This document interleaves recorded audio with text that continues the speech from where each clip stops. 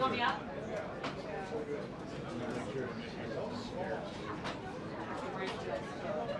Not at the moment. Can be. I have you. It's all about the popularity.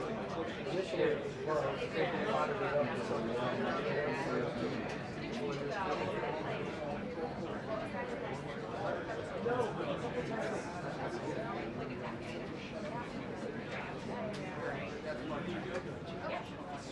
Oh, especially over.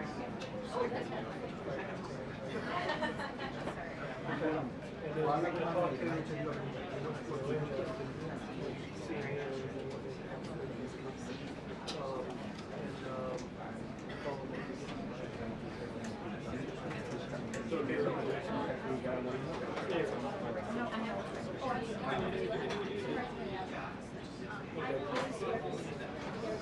Yeah, I see it.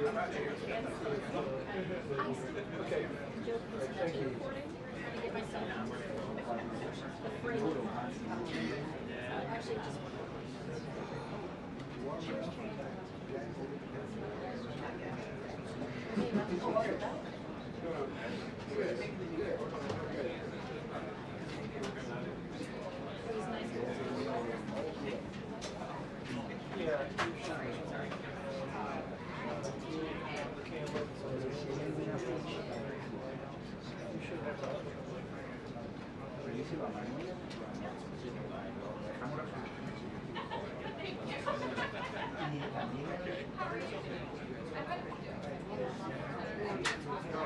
Well, really getting beat up here.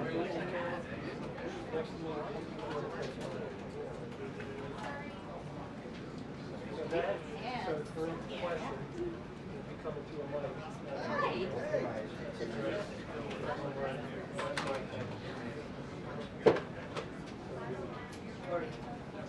Thank you. Sure.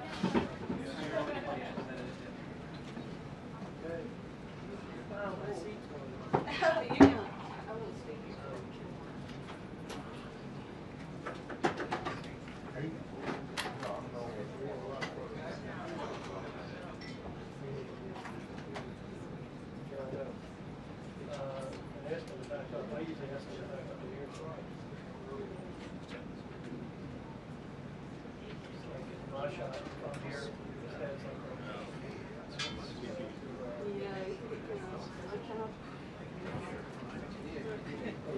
yeah, that would be great.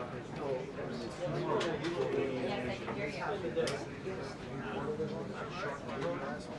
Oh.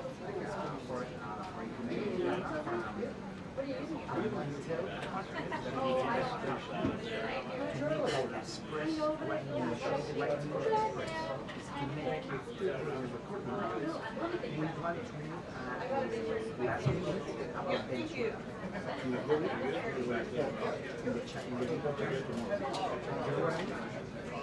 I want to take what I don't know we can see tomorrow. Thing and why don't you all levels like I think that we have shows we can run, but we don't worry about that. But I want us to do the viral thing and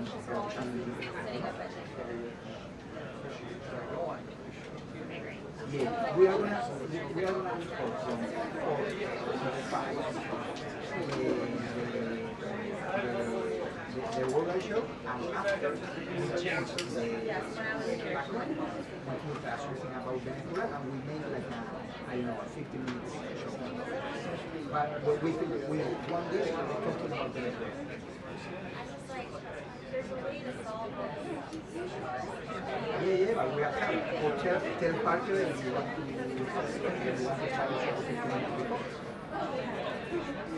because I want to prove that that space you can use to do what we want in this. So tell me that the life is good, so we have to test. Hey Brian, do you want me up on this box or am I going down for now? In 2 weeks, we make the show live, and during the week, we can use it translate that is going to work. We can use the studio or make a life, half-past life, you know? Yep. I think it's 100%. Absolutely. Third party, hey, I'm after just Peninsula, I'm very program just to 1 or 2 days, no more, and that's it. Like, hey, special report from special report from Cuba, because if not, we are going to be dead the whole week, and we from and tell him that we have a consulting guy, he's going to what he said, hey, do this press thing. And tell him the exact hours that we have to spend in Palm Beach and Mississippi.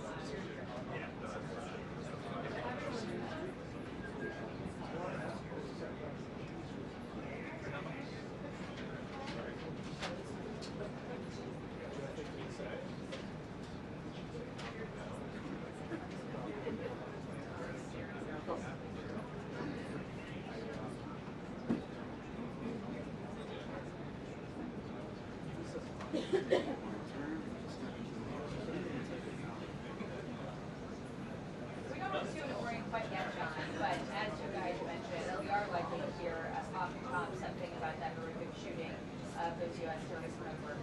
Also, two big stories that we're following here at the White House: Venezuela and Ukraine. Venezuela very likely to come up in the briefing today. The president said on Thanksgiving that it was likely the U.S. would soon begin targeting these narco-terrorists, as they described them, on land with land strikes. But the administration's policy has also been under scrutiny after the Washington Post reported that War Secretary Pence said ordered a second strike on that September 2nd. Strike on Vogue and ordered those people to kill everyone. The president told reporters that he believes Hexa denied issuing that order to kill everyone, but congressional Republicans have pledged a new round of aggressive oversight, joining in with Democrats who want input on that issue.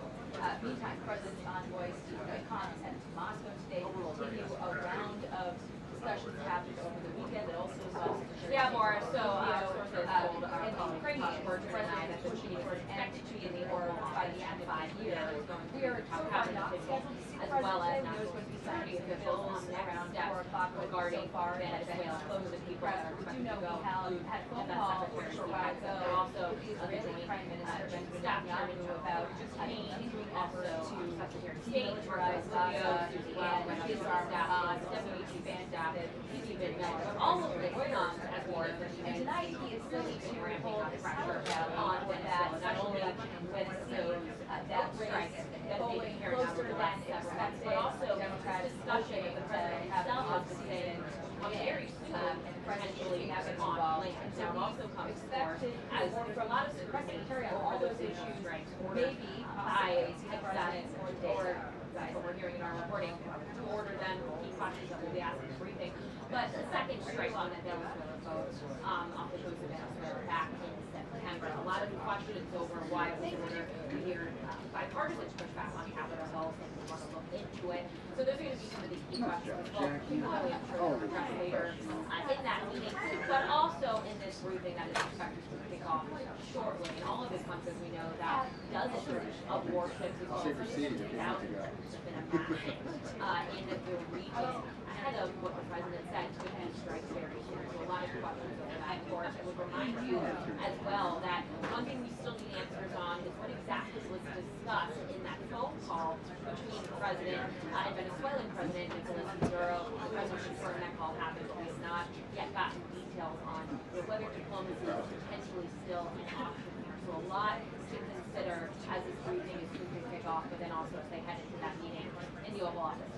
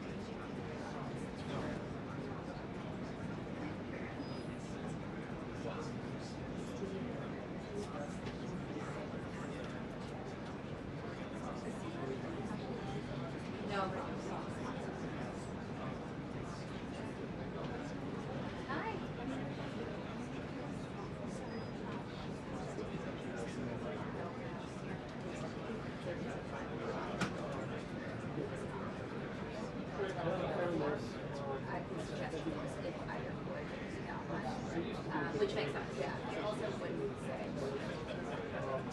Yeah. So, yeah. I mean, there's only 9 responsibilities.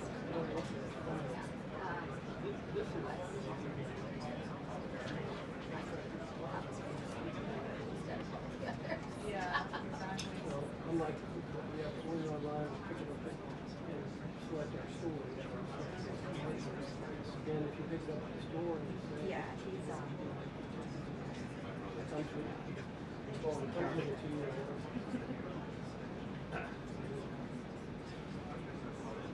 Right. Maybe we can get an additional.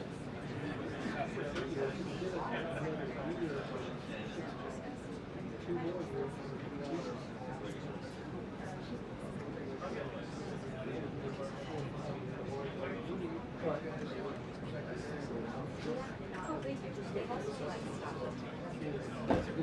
Okay, I'll check it out.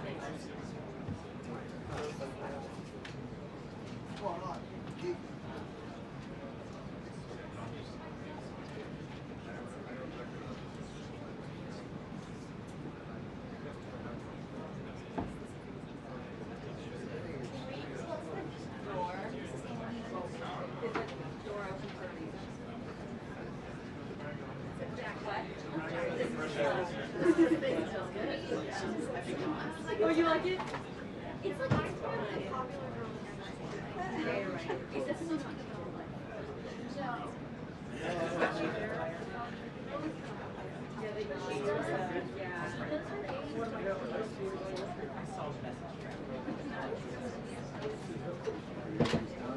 That's what you bring. No, I thought about bringing something. Yeah.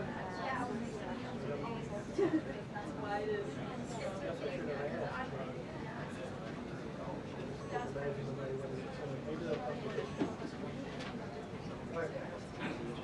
Okay.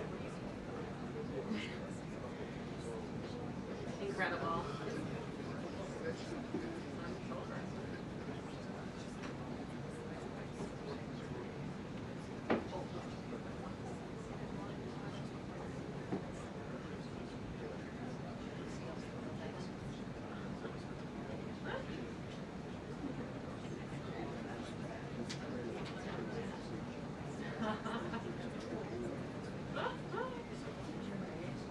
No, unfortunately, I've had my journal for a while now. Oh,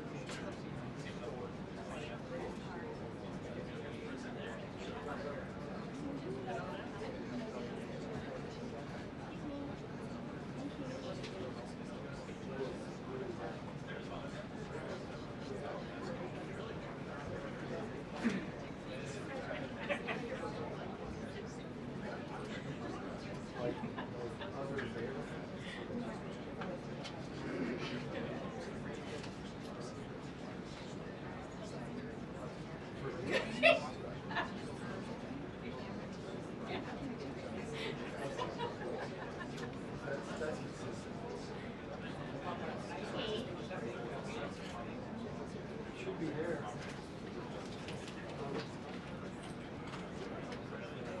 No. What color?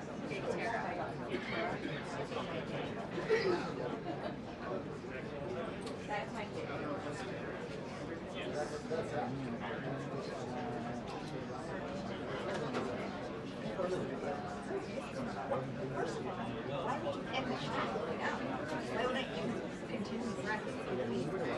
Also, there was not a. Regia? Actually, Regia?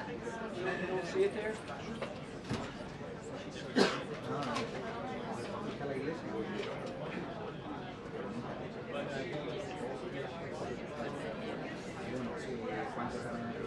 Check it. There? Who's audio? Huh? Is there a lock here? You checked it in earlier.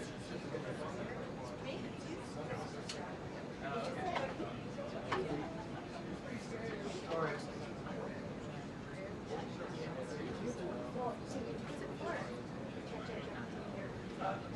Let me.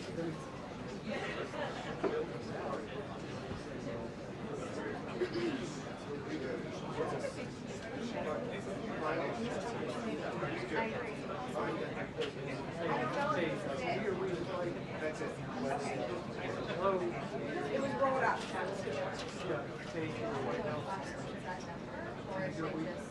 You hear we just might?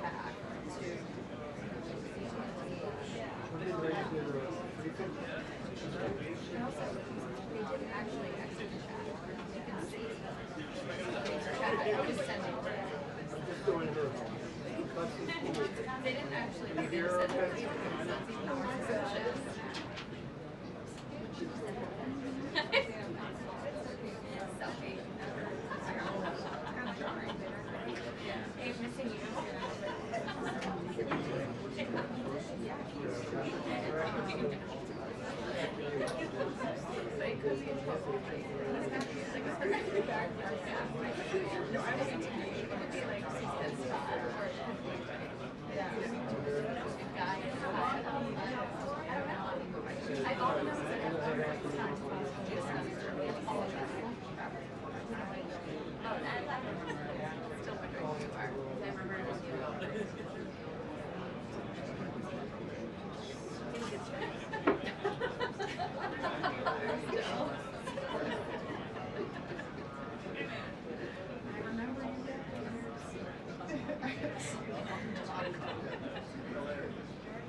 My favorite is Jackie and I.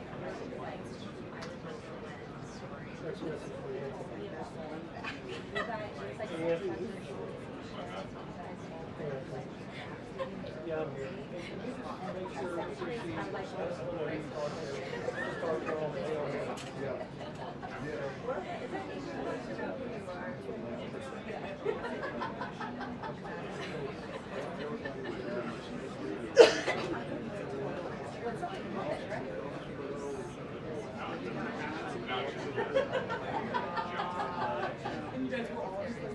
Like floating down a river, like reporters and yeah, for the record.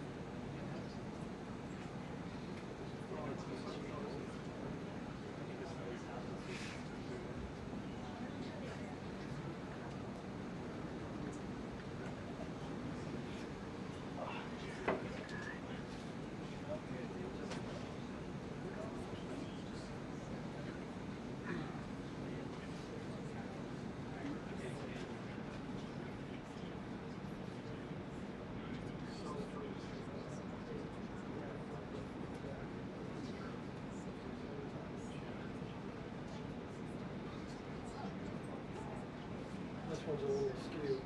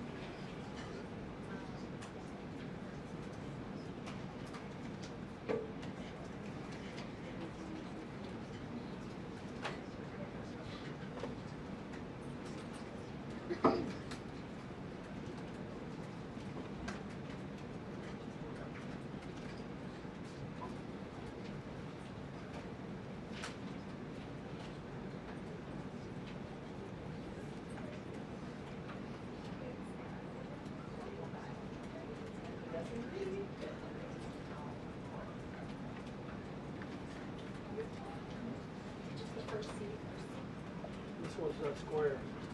Yeah. There you go.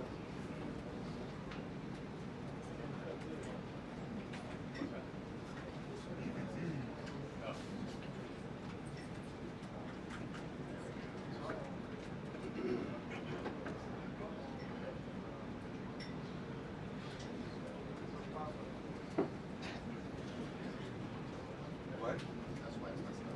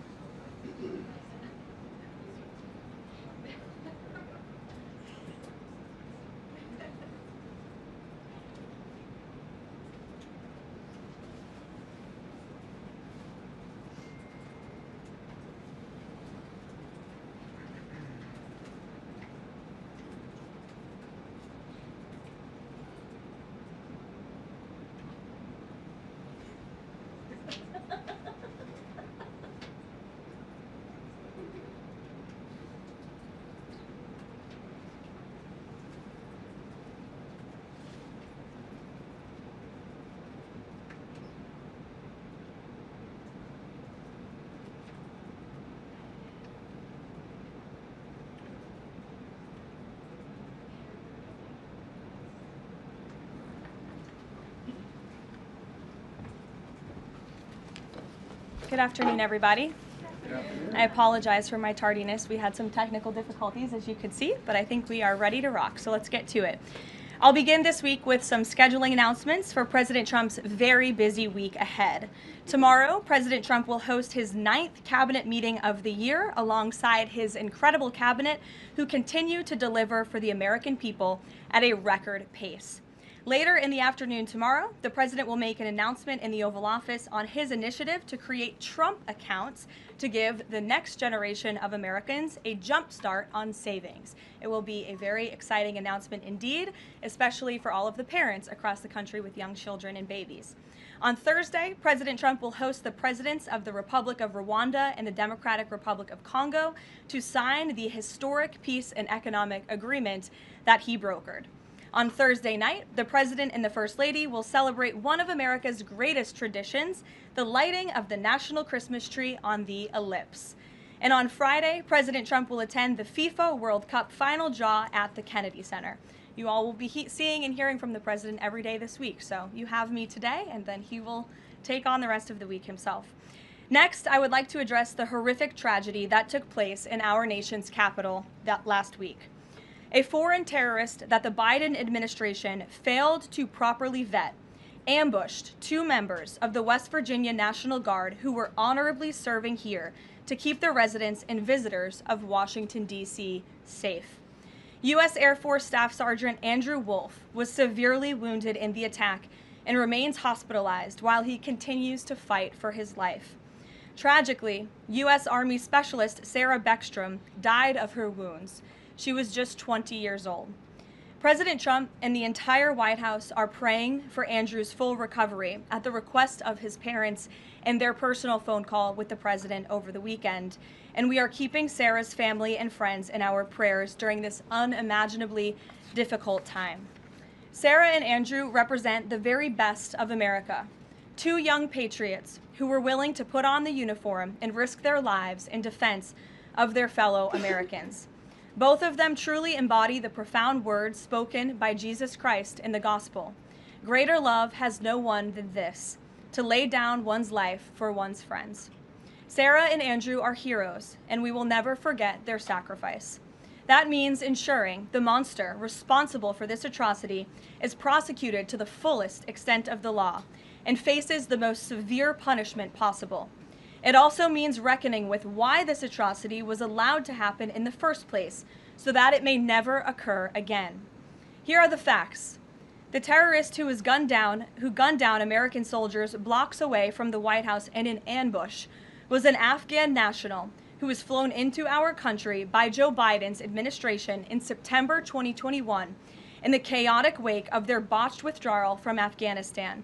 One of the most embarrassing moments in the history of our great country. Joe Biden's historic failure in Afghanistan continues to haunt this country and our men and women in uniform. Not only did this surrender lead to a suicide bombing that killed 13 American heroes in Kabul, but now National Guard troops were shot on U.S. soil by the same kind of enemy. We continue to live with the deadly consequences of Joe Biden's horrific leadership.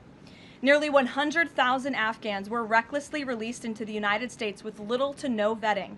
There was no regard for the disorder and violence that this would unleash on American communities and American culture. Reportedly, thousands of these strangers and unknown individuals were flagged to the Biden administration for national security, public safety, and fraud concerns. But the terrifying truth is that the Afghanistan debacle is just a small part of Democrats' complete and total betrayal of the American people during the Biden years. The tragedy that we just witnessed the day before Thanksgiving is a reminder that untold thousands of terrorists, gang members, and criminals were invited into our country and remain here to this very day. The border is now secure, thanks to President Trump, but the threat in our interior remains real and urgent. These public safety threats are already inside our land. And President Trump was elected on a promise to find and remove them. And he has already taken significant steps and made significant progress towards fulfilling this promise. But there is more work to be done because President Trump believes that he has a sacred obligation to reverse the calamity of mass, unchecked migration into our country.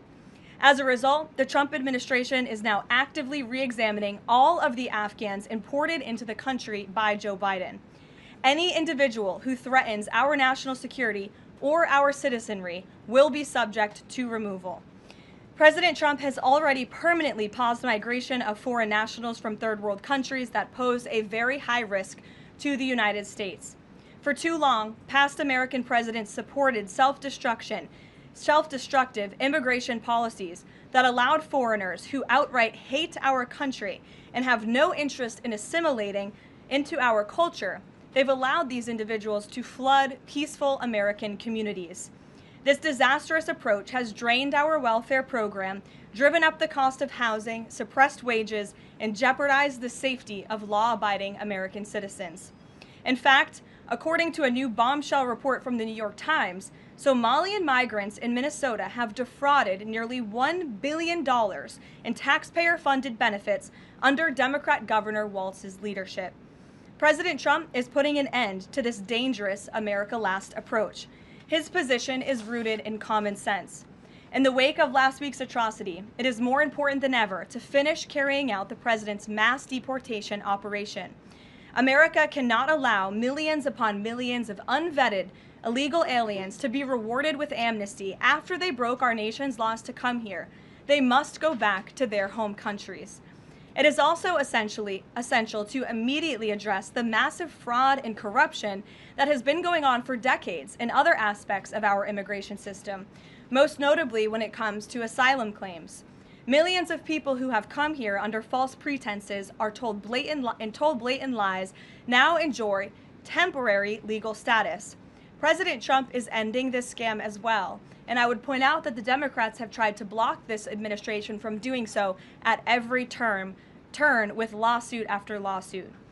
The hard truth is that even when it comes to our legal immigration system, past presidents have failed to ensure that all prospective citizens love America, will add value and contribute to our communities, and will assimilate into our culture.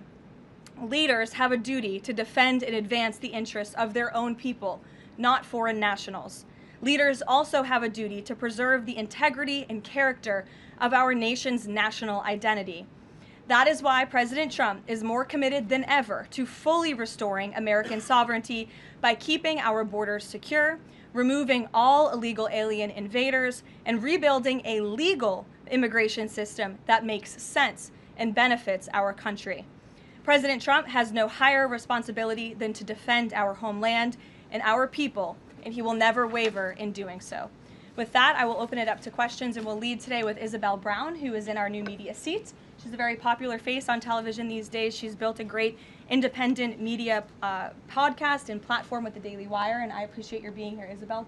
Thank you for being Karoline, here. appreciate it and appreciate the briefing. Many Americans, in light of these recent events that you just mentioned, are starting to say that we are being invaded as a country, culturally and logistically, when it comes to immigration. And we know that immigration without assimilation is indeed invasion. So given the recent remarks from Vice President Vance on a college campus about dramatically reducing legal immigration to address some of this crisis, and President Trump's Truth Social post last week about individuals who may be non-compatible with Western civilization, are there any conversations happening or plans being made behind the scenes for the administration to implement at least a temporary immigration moratorium, for example, in light of what the American people might be calling for? So, Isabel, it's a great question, and I think I spoke a little bit to the heart of your question in my opener there. I would add that the Trump administration has done more to limit migration, both illegal and legal, than any administration in history. And I'll just walk you through some of the actions that we have taken thus far. Number one, the Trump administration issued a travel ban for 19 countries, including Afghanistan, special immigrant visas, which is a legal pathway to get here, which we know many Afghans have utilized to come into the country, have now been paused since the tragic shooting last week. Refugee admissions were suspended for Afghans from this administration on day one, and refugee admissions into the country right now are essentially at zero, with the exception of Afrikaners fleeing persecution in South Africa. The State Department has also heightened their scrutiny and vetting of all visas and have revoked visas, as you know, for those who do not align with our country's national interests. The Secretary of State has the right to do that, and we've taken unprecedented action to do just that. We are also now pausing all asylum adjudications for additional vetting as well. And so additional actions I don't have to read out for you today, but I would just remark that the President has made tremendous progress on this front, and it's why it's so crucial that we not only secure the borders, which the President did in record time. We have 0 illegal aliens entering into the country month after month, but we also are taking a look at those who are already in the interior of our country and removing them if they are here illegally, and also taking a look at these visas. Again, having a visa in the United States is not a right, it is a privilege. And the Secretary of State, if you are deemed contrary to our country's foreign national interests, has the right to revoke that privilege. Thank you. Gabe. Thank you, Caroline. Excuse me, regarding Venezuela, the President said yesterday that Secretary Hegseth had denied that second strike, that reported second strike on an alleged drug vote on September 2nd. The Secretary said to the President that didn't happen. But to clarify, I just wanted you to clear this up. In his social media post, Secretary Hegseth didn't go into details about that strike. He just said U.S. operations in the area were lawful, and he said that the story and media reports were fabricated. So to be clear, does the administration deny that second strike happened, or did it happen and the administration denies that Secretary Hegseth gave the order? The latter is true, Gabe, and I have a statement to read for you here. President Trump and Secretary Hegseth have made it clear that presidentially designated narco-terrorist groups are subject to lethal targeting in accordance with the laws of war. With respect to the strikes in question on September 2nd, Secretary Hegseth authorized Admiral Bradley to conduct these kinetic strikes. Admiral Bradley worked well within his authority and the law, directing the engagement to ensure the boat was destroyed and the threat to the United States of America was eliminated. And I would just add one more point to remind the American public why these lethal strikes are taking place. Because this administration has designated these narco-terrorists as foreign terrorist organizations. The President has a right to take them out if they are threatening the United States of America and if they are bringing illegal narcotics that are killing our citizens at a record rate, which is what they are doing. And under the previous administration, there was enough fentanyl trafficked into our country to kill every American man, woman, and child many times over. And so that's why you've seen a drastic difference in this administration's policy with respect to the last, and it's one of the many reasons the American public reelected this president and support this Secretary of War in conducting these strikes. So to be clear, to clarify, Admiral Bradley was the one who gave that order for a second strike. And he was well within his authority to do so. And a separate question, the President several days ago said it was his intention to pardon the former president of Honduras, who was a convicted drug trafficker. And yesterday on Air Force One, the President said that if someone sells drugs in that country, that doesn't mean you arrest the President and put him in jail for the rest of his life. How is that different than what the administration is accusing Venezuela's Nicolas Maduro of? You're cherry picking the President's statement a little bit yesterday, as he also said yesterday the people of Honduras have highlighted to him how the former President Hernandez was set up. This was a clear Biden over prosecution. He was the president of this country. He was in the opposition party. He was opposed to the values of the previous administration, and they charged him because he was president of Honduras. There were some other egregious facts that came out during this trial, and I would encourage you to report on them. His court-appointed lawyer was only given 3 weeks to prepare for trial. He shared that his conviction was lawfare by the leftist party, who, quote, struck a deal with the Biden-Harris administration. Hernandez has highlighted there was virtually no independent evidence presented, and many of his conviction was based on testimony from many admitted criminals who hoped that cooperating would reduce their own penalties. So the President heard the concerns from many people, as he does, and he's, of course, within his constitutional authority to sign clemency for whomever he deems worthy of that. Jackie. Thank you, Caroline. Following up on Gabe's question, you said that the follow-up strike was lawful. What law is it that allows no survivors? The strike conducted on September 2nd was conducted in self-defense to protect Americans in vital United States interests. The strike was conducted in international waters and in accordance with the law of armed conflict. And then On this pardon for the Honduran president, does it at all undercut the administration's messaging while you have these congressional Republicans defending the strikes on the narco-terrorists and then a pardon for a convicted drug trafficker? Does that make it more difficult for your members to defend your administration's policy? I don't think so, Jackie. I think that President Trump has been quite clear in his defense of the United States homeland to stop these illegal narcotics from coming to our borders, whether that's by land or by sea. And he's also made it quite clear that he wants to correct the wrongs of the weaponized Justice Department under the previous administration. And Ouija, I'll call on you because I think we're wearing matching blazers today. I was going to Great compliment minds. yours.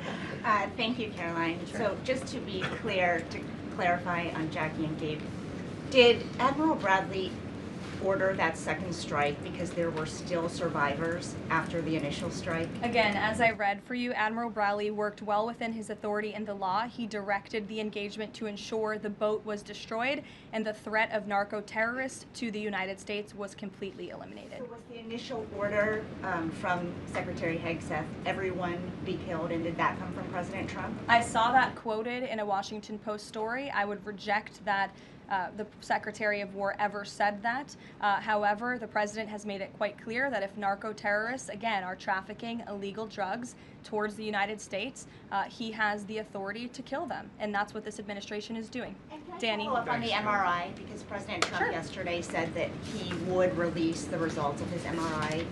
Is that happening right now? It is happening right now.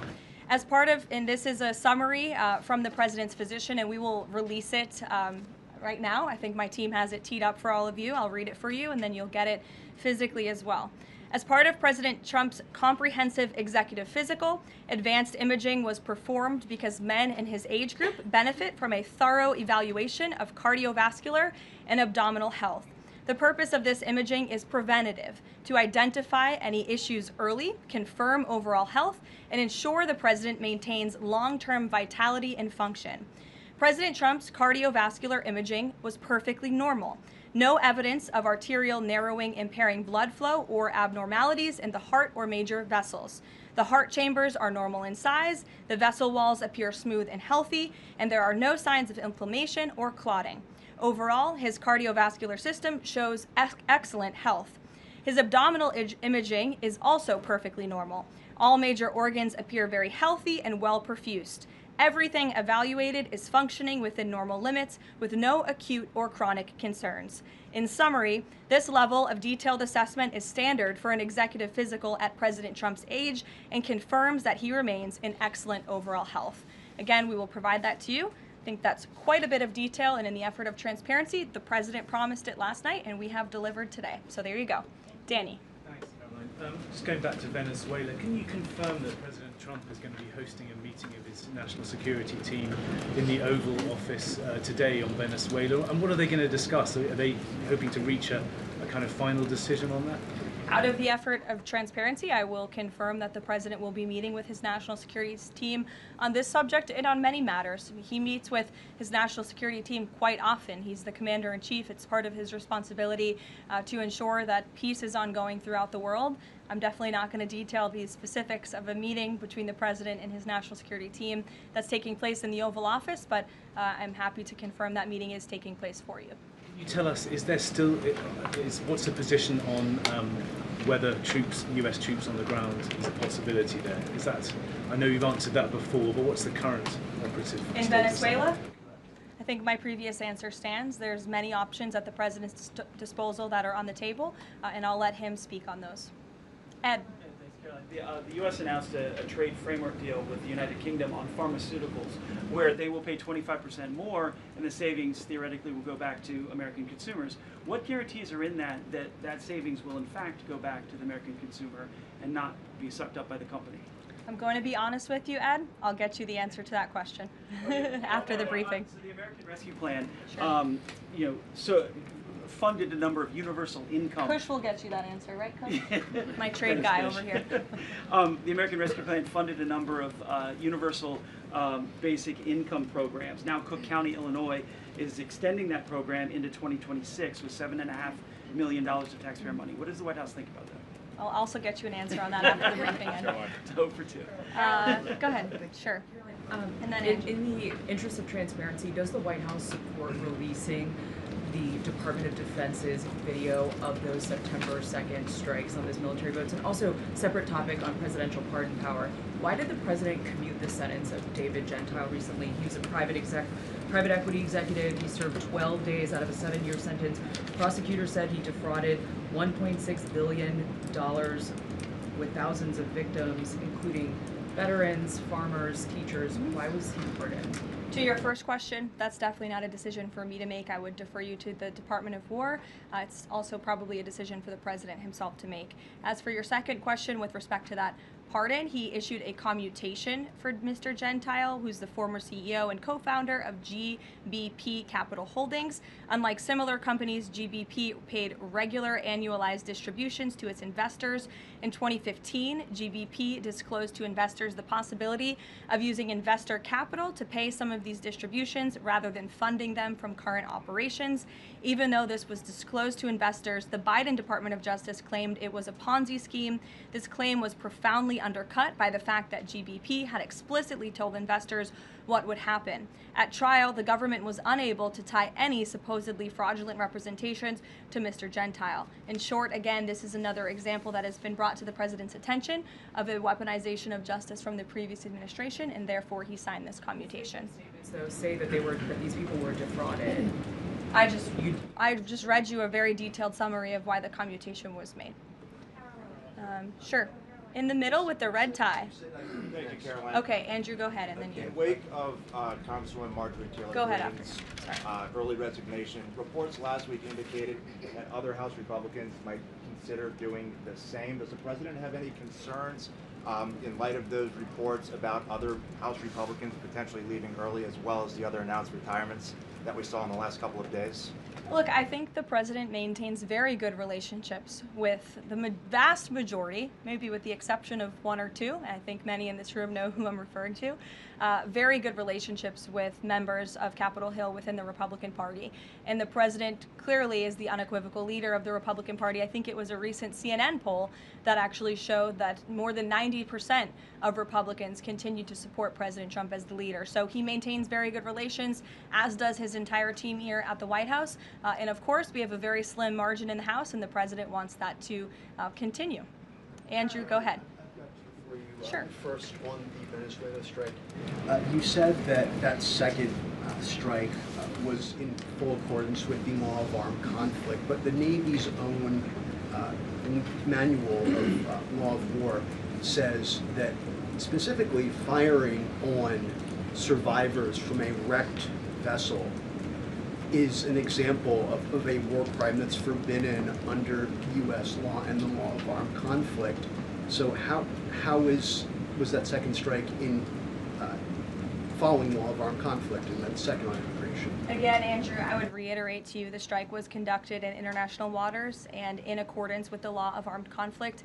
And since somebody asked about Congress, and it's sort of related to Venezuela, I also want to add that Secretary Hegseth spoke with members of Congress who may have expressed some concerns over the weekend. And there have also been 13 bipartisan briefings to Congress on the Venezuelan strikes. There have been a number of document reviews for members of Congress to review the classified DOJ Office of Legal Counsel opinion and other related documents. 29 senators and 92 representatives have reviewed those documents, which is about 2/3 of those are Democrat members, and they have been made available to all 100 senators, all 435 members of the House, and to general counsels of the relevant committees on a bipartisan basis for their review. On immigration, during your topper you said, and I quote, "Leaders also have a duty to preserve the integrity and character of our nation's national identity." Can you explain what you mean by our nation's national identity and integrity and character, and how would refugees, people coming from war-torn places who are seeking a safe haven in America, like many of our forebears in this room, not add to our nation's integrity and character of our national identity? I'll tell you what does not add to our nation's character and integrity is refugees who come here under the alleged plight of asylum and fleeing persecution, and then come to the United States to abuse our system and rip off American taxpayers. And as I pointed out, the New York Times, to their credit, it was about 6 months too late, but they did write about how Somali immigrants in Minnesota have been ripping off American taxpayers. In fact, 86 people have been charged in a rampant and widespread fraud scheme spanning multiple programs in Minnesota. Of those 86, 78 of those people are Somali, 91% of them charged. So far, 59 of those people have been convicted for their roles in fraud plots that have stolen $1 billion from taxpayers. In one scheme, and this is egregious, a nonprofit and its affiliates with these Somali migrants claimed to have fed tens of thousands of American children during the pandemic. They were reimbursed for those meals by taxpayers. However, federal prosecutors found that almost all of those meals were never even delivered to hungry children. In fact, those organizations' leaders spent the money on houses, luxury cars, and real estate in Turkey and Kenya. Another scheme involved hundreds of organizations who were reimbursed for services that were supposed to help people at risk of homelessness. Once again, those services were never provided. All of this has happened under Democrat leadership in a Democrat-run state, where these refugees, these migrants are coming to the United States. They are abusing our system. They are draining our resources that should be going to law-abiding, taxpayer-funded, tax-paying Americans. And this president is not going to put up with it anymore. Rachel. Thank you, Karoline. Just to follow back up on the Washington Post reporting, so much of the concern from Democrats and Republicans is focused on the survivors.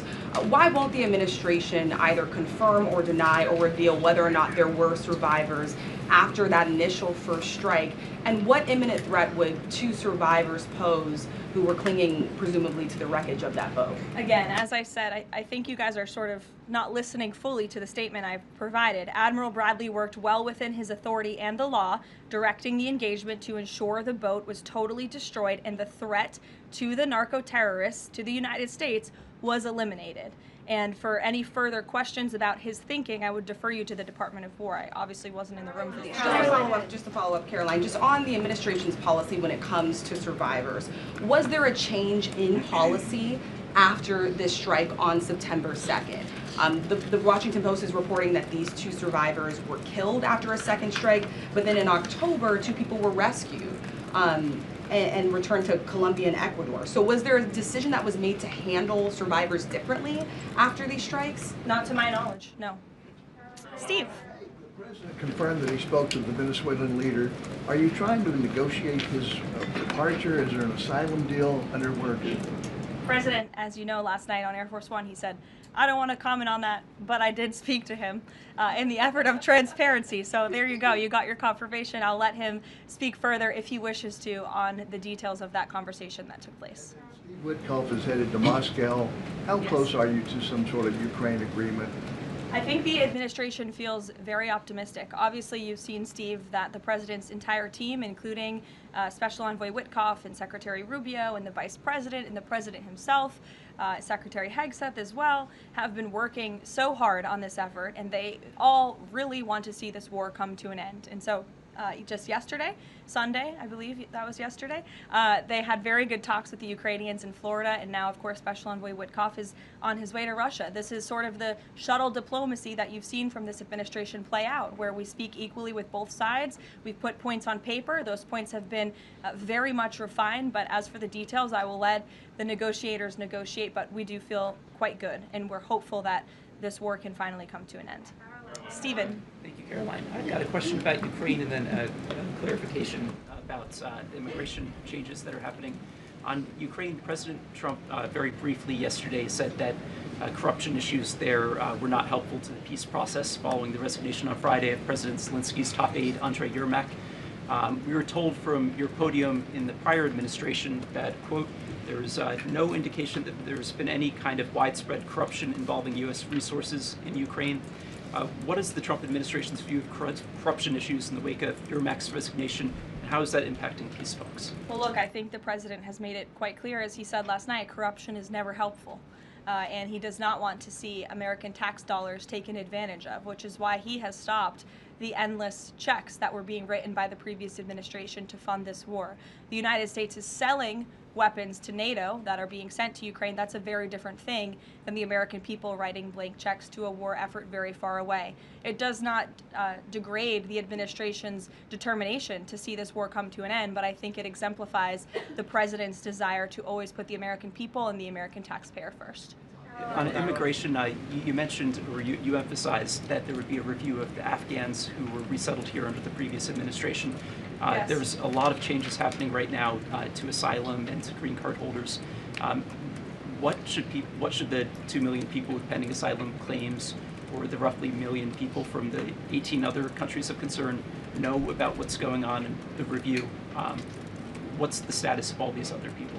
They're essentially paused for review, and the Department of Homeland Security is taking this very seriously, because we are not going to allow soldiers like we saw in American streets last week to be gunned down at the hands of these foreign nationals who had the privilege of coming to the United States of America. And unfortunately, this is not the only example of a dangerous Afghan who was let in by Joe Biden, who went on to harm the American people. There was an Afghan national who was let into the country under the Biden administration through Operation Allies Welcome, who shot and wounded 2 Fairfax, Virginia police officers during a routine traffic stop. He was killed by return fire after declaring, quote, "I should have served with the explicitive Taliban." 2 Afghan nationals were given legal status by the Biden administration as well, who were arrested and prosecuted for plotting a terrorist attack in Oklahoma just before Election Day in 2024. We all remember that. They possessed hundreds of rounds of ammunition and had pledged their allegiance to ISIS. There was also an Afghan national who was on the terror watch list who was apprehended by Border Patrol in 2024, but then he was released into our country by the Biden administration. Again, let's just highlight the absurdity of that. Border Patrol apprehended a terrorist, and then the Biden administration, because of their lax policies, still allowed him to come into the United States of America. I think everyone in this room, whether you want to admit it or not, does not want that individual living alongside you in your American neighborhood. And that individual was later arrested again after being allowed to live in the U.S. at large for over a year.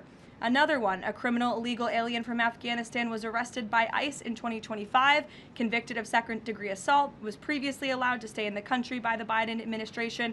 I have several more examples here. I'm happy to provide them to anyone in this room. John. Thank you, Karoline. First of all, happy Thanksgiving to Thank you and your young family. Hope Thank you you. enjoyed it. You too. I have 2 questions unrelated. The first, back to Afghanistan. My son and I walked by the horrific shooting less than 1 hour before it happened.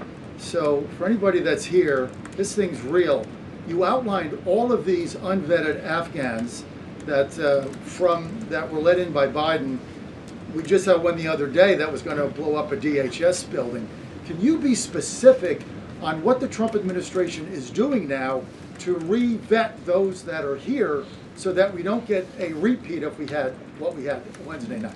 Sure. I can tell you 2 top-level things, and I would defer you to DHS for more of the specifics, as of course they are leading this effort, and I can assure you Secretary Noem is on the ball. I've spoken with her and her team, and they have an all-hands-on-deck effort to having resources go towards this. But we have paused all asylum adjudications, and then of course the special immigrant visas, which we know many Afghans utilize to come into the country under the Biden administration, have also now been paused. And I would just point out one more time that the Biden administration was responsible for the original sin that led to this tragic killing last week, the botched withdrawal from Afghanistan. He was responsible for Operation Allies Welcome, which is something that this White House and the people behind this podium in the last administration fully and wholeheartedly embraced. And they assured the American people there would be no risk or no harm to them. And as I just laid out for you in those many examples, that unfortunately and tragically has not turned out to be the truth. Just ask the families of these 2 brave National Guardsmen,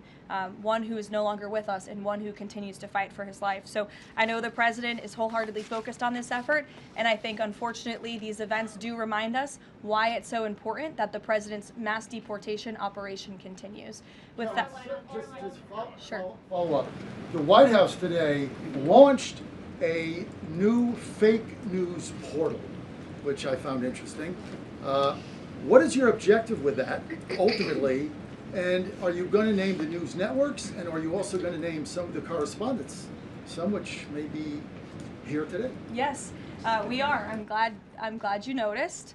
Much to the dismay of some of your colleagues in the room, John. And I think it goes to our original promise on day one to hold the media accountable, because unfortunately, and we deal with this all day, every day around here, there are so many fake stories that are unfortunately written that have inaccurate characterizations of meetings that took place, and it's all based on anonymous sourcing. And you know, the standard for journalism, unfortunately, has dropped to such a historic low in this country. And again, we deal with it every day, where you can have an anonymous source who has no idea what they're talking about, zero credibility, call up a reporter in Washington and say, hey, I heard this, and then the next thing you know, it's on the front page of the New York Times. It's really incomprehensible. We appreciate the journalists, some of those who are in this room who do reach out for comment, who try to get things right, and there are some that remain. But overwhelmingly, the fake news that we see pumped out of this building on a day-to-day basis, it's honestly overwhelming to keep up with it all, and to constantly have to defend against these fake news and these attacks.